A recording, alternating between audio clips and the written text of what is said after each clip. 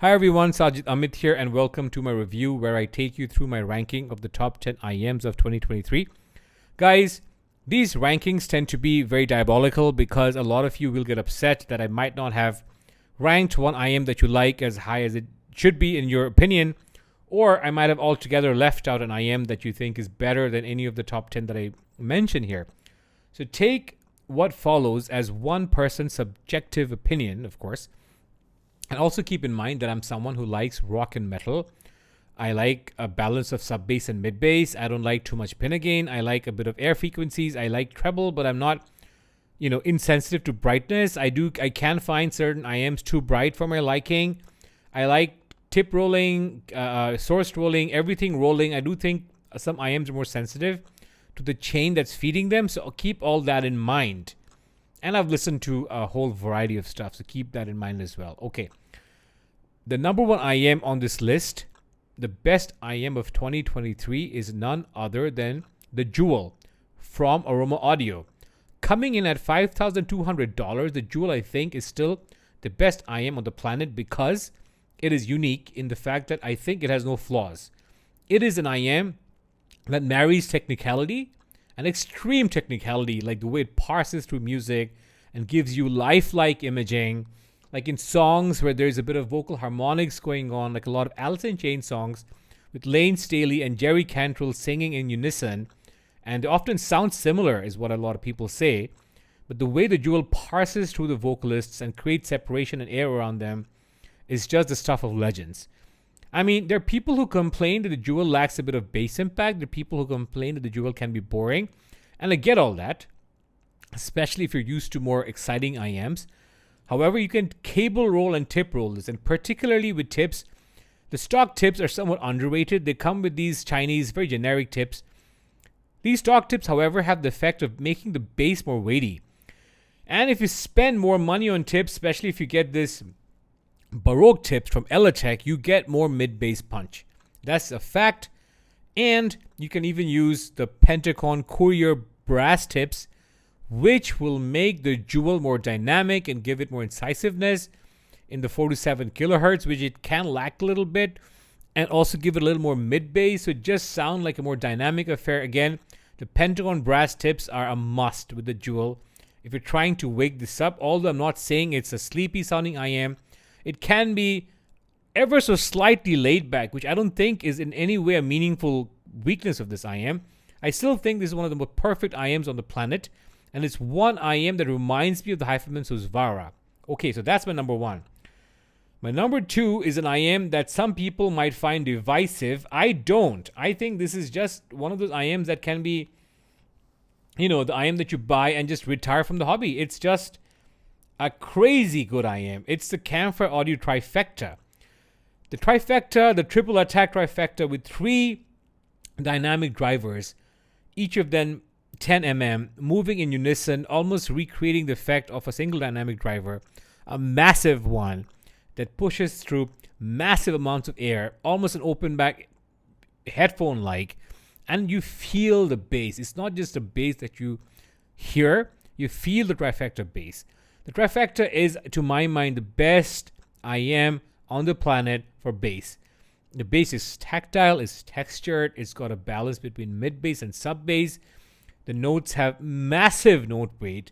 So things like the piano, especially when the piano is playing, lower frequency notes, just sound like they're a few feet away from you. Like I was playing Chopin once with this, being driven by the Sony DMP Z1, and that to me was one of the most memorable listening experiences I had in the Sony showroom, which led me to buy the DMP Z1, which is like an $8,500 DAP, which I bought, guys, almost just to drive this. The DMP Z1 does pair well with other IEMs, and I'll have a review of that later on, but that's for later. This is just a masterclass of an IEM. It looks pretty, it looks unique. It's got a very audacious tuning, which graphs like, it's not a typical target hitter or target following, target adherent graph. It graphs like itself. And a lot of people who I think don't listen to music as much as graphs, perhaps some reviewers just put a graph without listening too much to the IEM at stake. And there are people who I think have, used the wrong tips with this and have been turned off by this. you do need to get the tips right with this, because if you use the supplied foam tips, the bass can sound muddy and the treble can sound peaky. However, if you use the other set of supplied tips, which are the silicone tips, which have a wider opening, the bass is cleaned up, it still retains its tactility and power, and the treble becomes smoother. It's got a very impressive cauldron-like stage. Imaging is fabulous and masterclass, and layering is awesome. Dynamics, like I've talked about, is second to none. This IEM is perhaps the most interesting IEM I've tried in 2023. My number 3 is none other than the single dynamic driver, a $3,000 single dynamic driver called a Dida Perpetua, which I like to think I played a part in, sort of introducing in the West somewhat, because I picked this up in CanJam Singapore 2023, and I've been talking about this since, and a lot of other headfires have picked this up and I've loved it. So I do take some pride and enjoyment in the fact that I've been able to get people to listen to this, and people who have bought it have loved it, and a lot of people who have bought it have told me, thank you, Sajid, this was a marriage material IEM, and that made me happy, because if you look at the graph of this, which is how unfortunately a lot of people tend to buy IEMs, it doesn't graph again like any other target that you might have seen. It's pretty flat from bass to upper mids, which has a little bit of pinna gain, and then a bit of sharpness around 5K, at least insofar as the graph goes. However, when you listen to this IEM, instead of reading the graph, what you hear is a bass that has a lot of note weight, this bass linger, this sort of after effect, where the note just lingers after the bass note or a bass drum has been struck or a bass guitar has been plucked. It's very, very lifelike. A mid-range that's just timbrally to die for. Very accurate and, just up the alley for mid-heads and mid-lovers. A pinna gain that's just perfect because it's not in your face, but it does never sound recessed. And then the 5K you see on the graphs gives the notes just the right amount of definition and sharpness. Overall, a fantastic IEM. Adventurous tuning. Love it, love it, love it. My number 3. Another picture of the Dida Perpetua. The Sony W1ZM2 is wonderful with these IEMs. I just thought that's worth mentioning. Guys, my number 4 is, I think, perhaps the most technical IEM of 2023, and that is the Subtonic Storm. The Storm has some pitfalls. First of all, it's very difficult to drive. Secondly, it's not available. I mean, they came out with the limited edition units like these faceplates, which apparently are handmade. Now, this took forever, and then people got them, and people are now holding on to them, and rightly so. And now they're going to come out with the non-limited editions, which I'm hearing will be even higher priced. So those things are a bit of a drawback for me. However, they're very interesting tuning, because in many ways, what the Subtonic guys have done with this tuning is, I think they've hit the home run in terms of getting a neutral tuning right. The Harman target to me is not as neutral as this, because the Harman, I think, perhaps doesn't have as much mid bass as is required for something to sound neutral. The Harman is very sub bassy. The Harman has, I think, this enormous pinna gain, which is likable on first blush, because the pinna gain makes everything forward and you feel like you're getting resolution and all that. And then the Harman has very dark treble, which I think people like initially because it doesn't sound sibilant. But over time, Harman gets boring, and Harman target oriented IEMs tend to be very narrow sounding. This, on the other hand, has less of a shout in the upper mids than the Harman target does. So I think it's very well tuned in that regard. This has better sub bass to mid bass ratio. So it's also better tuned in that regard. And this also has better treble extension than you get with these targets. So very nice tuned IEM with crazy technicalities, which do vary with the source you're pairing this with. So with some sources, this was wide, with some not so wide. But resolution is just top class, perhaps even more resolving than the Jewel. This is my number 4 and a crazy good IEM that I'm hoping to get my hands on again and buy if I end up going to CanJam Singapore, which I'm very likely to. Okay. My number 5 IEM is none other than Fur Audio Xenon 6, the XE6 in short, which are very interesting because they have some of the most unique bass technology ever. They have this kinetic bass system, which means that in the inside of the shells, they have a ventilation system which enables the massive bass driver to jet or emit air out. And so it's a very open back-like fashion. You also get BCD happening. So you get this bass that's very interesting. It surrounds you. It's like you are situated in a fraternity floor where there's bass getting bounced from the floor, from the ceiling, from the sides of the walls. you're surrounded by bass. That feeling is just fantastic. A very holographic rendition of bass. Otherwise, if you see the frequency response chart, it doesn't look like it's something very typical, which is fine, but it sounds like a lot of fun. It is a lot of fun. The mid-range, by virtue of the lower mids, is a bit wet. It's a bit thick. It still sounds fun and lifelike and lovely. There's enough treble and pinna gain for the vocals to not get muddy, especially with the Symbio tips. With a lot of tips, these IEMs can sound muddy, so you do require to tip roll a bit, and the right sources can also open up the treble. The Ears Audio Suranagi and the Hugo 2 was a crazy change for this. The Hugo 2 is somewhat of a neutral bright source, and with the Suranagi, which enables this crazy amount of treble extension, these IEMs really came to life. And they are my number 5. Lovely shells can be slightly on the chonkier and heavy side. These are the Radon 6, which in many ways was the neutral side grade, the neutral brethren of the Xenon 6. A lot of people have preferred the RN6 or Radon 6 to the Xenon 6 because they're more neutral, have less of that mid-bass bloat, and these still retain the same bass while being more ergonomic because these shells are lighter. So, do I like the Radon 6 more or the Xenon 6 more? So I debate on this, guys, and I eventually decided to rank the 6 and the Xenon 6.5 because there are other IEMs, granted not with the same level of bass sort of holographic presentation, but other IEMs that have a similar kind of a neutral tuning. But the XE6 is its own thing. It's just unique and you cannot get this anywhere else. So for that reason, this is my number 6. Although according to the Fur Audio guys, this has the same level of technical performance as the Xenon 6. Okay, my number 7 is the Elisan Acoustics Annihilator, which is this wonderful IEM, the flagship of this Malaysian brand, Elisan Acoustics, run by this gentleman Lee, whom I met Lee at CanJam Singapore, and I've stayed in touch with him over WhatsApp.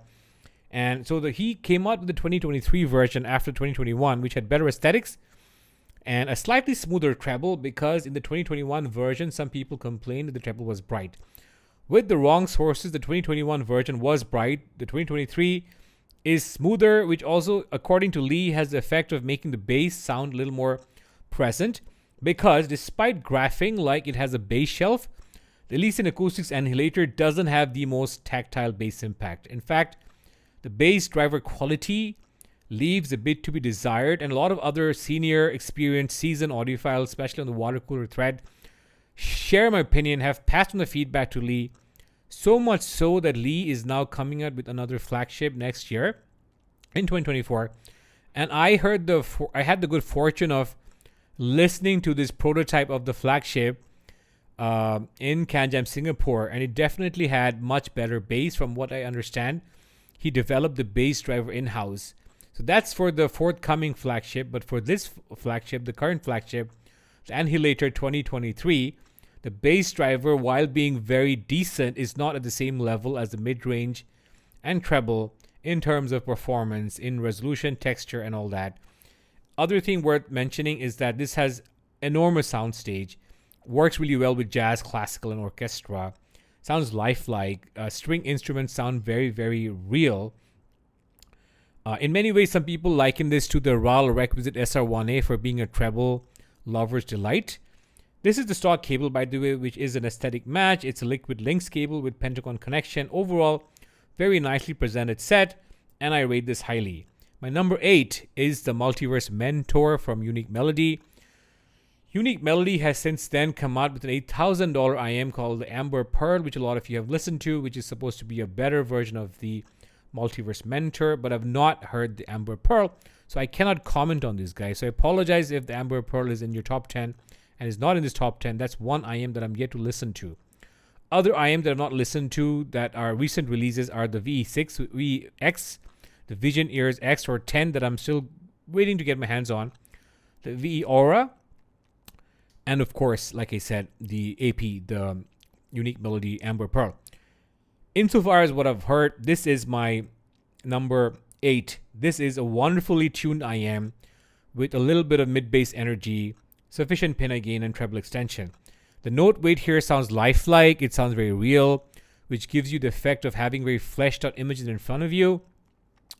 I was listening to Norah Jones with this, and she sounded like she was singing for you, just a few feet away from you. Just very seductive in the vocal presentation. Very, very seductive. BA bass, but the bass does hit hard.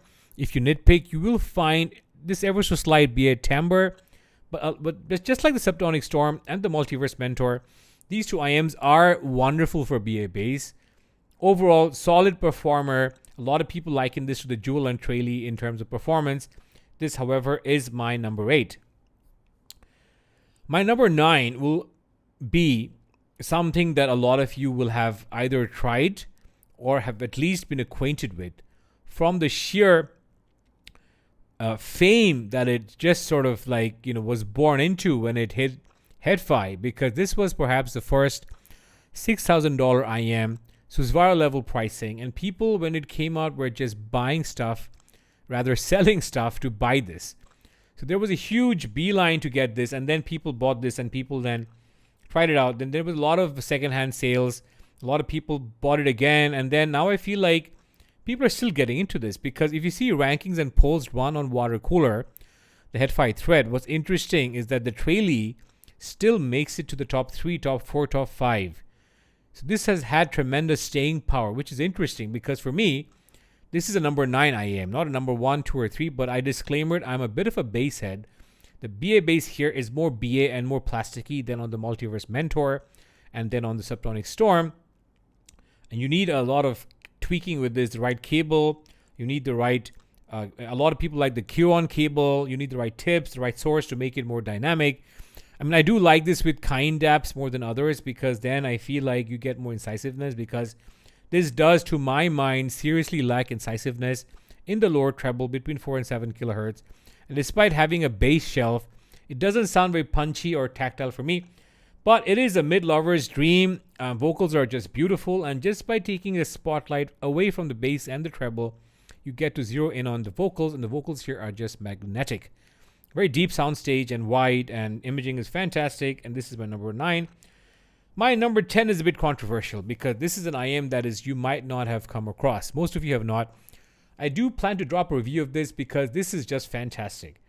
The Flip Ears ARA, although it's a sub $2,000 IEM, I feel like it trades blows with the other IEMs on this list for everything related to technical and tonal parameters. In tonality, it beats most of the IEMs on this list because it just sounds very accurate. It's got bass, both sub and mid. It's got mid-range, pin again, and without ever being shouty. It's got treble sparkle without ever being bright. And it does have air frequencies without ever sounding painful. And it does all this while giving you soundstage depth, width, height, imaging, everything, and dynamics. BA bass, guys. 8 BA drivers, 2 for sub bass, 2 for lower mids, 2 for upper mids, and 2 for treble. However, of all IEMs I've talked about, perhaps this is the one with BA bass that sounds least like it has BA bass. It sounds the most like it has a dynamic driver, and I know this is an often used cliche, but check this out, guys. If you can go to a can jam where you find Flip Ears, as of the filming of this video, they've already been to 2 can jams.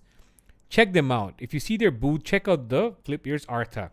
I will finish this review by showing you the graphs of all these IEMs very quickly. You will see how well this graphs, and I know I myself advocate that graphs are not the be-all end-all, so do listen to this. My number 10. My number 11 is the Empire Ears Odin. The Odin was one of my favorites for the longest time. Then I realized it's very source picky. It sounded great off my AK DAPs, and it does sound well and nice of almost all AK DAPs I've tried it with, Aslan and Kern. It doesn't work so well with my Sony W1ZM2, which drives every other IEM well. So I got rid of this, but it does have the most amazing faceplates ever. It does have enormous soundstage, great imaging, but it does sound very shouty of the wrong sources. Its upper mids are very protruding, very technical nonetheless.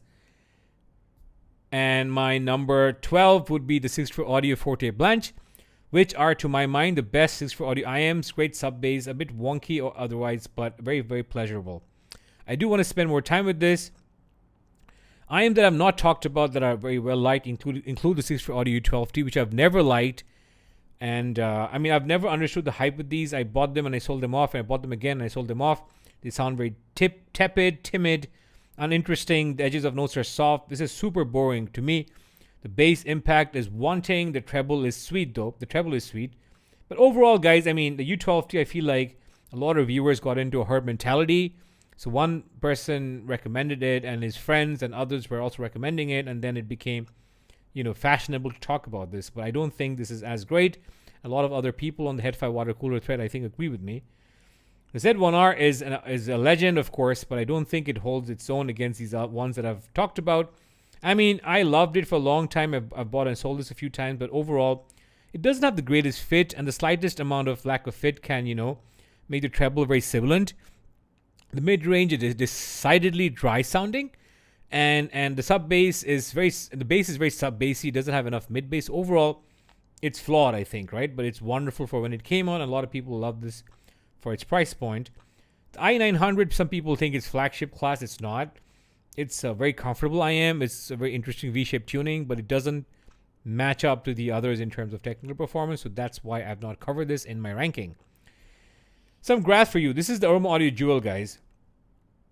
I'll just hold this up. The Jewel is a beautifully tuned IM.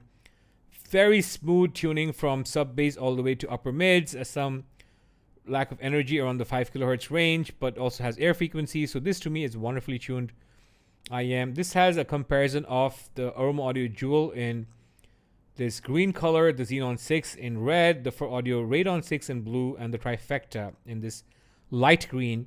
You'll see the Jewel is perhaps has least amount of energy in the 4 to 7 kilohertz, which gives this a certain amount of timidness sometimes. The Xenon 6 has the most amount of mid bass and lower mids, which makes it very warm, but it does have nice extension and treble, as you can see in the red graph here. The Radon 6, on the other hand, doesn't have the same amount of mid bass as the Xenon 6, and slightly more treble frequency, so it sounds a little less clockwise tilted. And last but not the least, the Trifecta has a lovely shape here from sub bass to mid bass. And these peaks that you see are not going to hurt your ears. They're all balanced out, and they have the combined effect of giving the Trifecta this incisiveness and dynamism, which I love. Okay, other graphs I want to quickly show you is the Subtonic Storm. This, to my mind, is more neutral sounding than I think Harman is. On other graphs, you'll see that the upper mids are slightly more pronounced, but it's good. It's not as shouty as Harman. And this is a very smoothish treble, very, very well extended. And I love this glide from sub bass to the mids. You also see a graph of the Lecture Cadenza 12, which I'm getting in for review, which is a wonderful IM. As you can see, the Lecture Cadenza does graph a little like the Subtonic Storm. And I did listen to the Lecture Cadenza at CanJam Singapore 2023. Very excited to bring it in. And I'm not covering this in this ranking because I haven't had enough time with the Cadenza. Okay, the Multiverse Mentor I've talked about. You see this nice hump here, which has the effect of giving sound or notes more body and weight, which also aids with imaging. And otherwise very smooth and has got some treble extension here. And the Trailie here is, again, like this looks like it has a bass shelf, but it doesn't sound as impactful in the sub bass for me. And this lack of energy here is very, very, I think, noticeable and audible.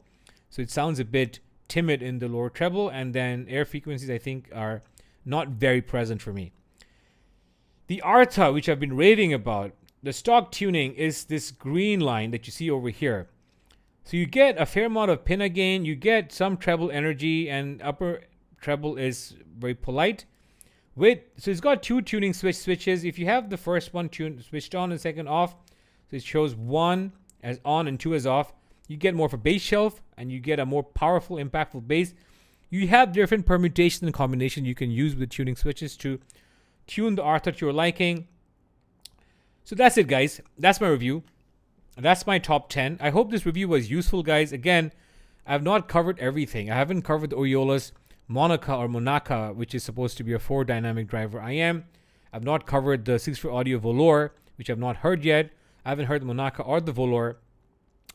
And I haven't covered the Bonneville, which is supposed to be lower price but still great. I have received the Bonneville, but I've not yet, listened to it extensively. And I've not covered a whole bunch of other stuff. The Amber Pearl, for example, the Vision Ears VE10, or the AK VE Aura. So those are IMs I'm not, very familiar with. So I've not covered them in this ranking. So this ranking is limited to what I've heard. But I hope this was useful, guys. I hope this was useful because this was fun for me to do.